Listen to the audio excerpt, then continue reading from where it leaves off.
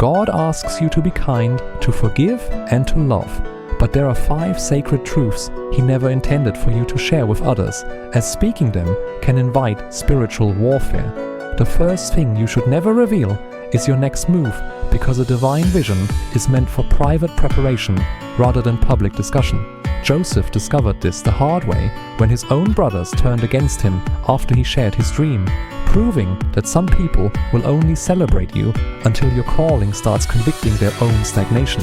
God often hides your plans not to punish you, but to protect you from the doubt and spiritual interference that arise when the wrong ears twist what was whispered to you in private. Because your words can become an open door for the enemy, you must move quietly and let your results preach louder than your explanations. Secondly, never disclose everything God tells you in secret, as some messages are meant for revelation rather than casual conversation.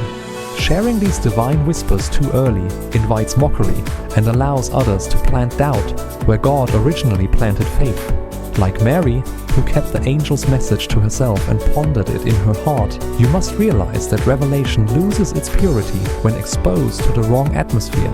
Divine instructions are like seeds that cannot grow if they are dug up too soon, so you must treat revelation as sacred currency and spend it only where there is true discernment. Thirdly, never tell anyone your good deeds or sacrifices, because God still values what is done in secret over a world obsessed with visibility. When you seek attention for your kindness, the reward shifts from heaven's approval to mere human applause. Bragging about your obedience makes the sacrifice about your own reputation rather than honoring Him.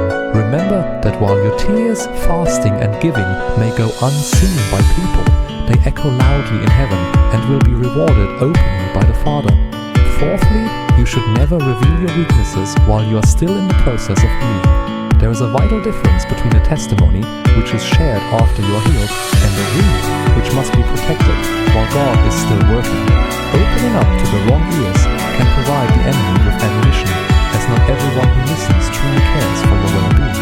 You must guard your heart and share your battles only with those anointed to handle them, just as Jesus reserved certain truths for His inner circle and the Father. Until your wound becomes your witness, stay prayerful and quiet. Finally, never tell anyone everything about your blessings, as not everyone celebrating with you is actually happy for you. Private envy can turn your blessings into a target for the enemy, which is why the wise men were warned by an angel not to tell Herod where to find the child Jesus. God's favor is like fresh oil that must be covered until it is ready to be poured out. Celebrate in gratitude rather than in public display, and let your peace be the proof of your blessing rather than your posts or praise reports. Protecting what is holy creates the space for God to multiply it. So guard your words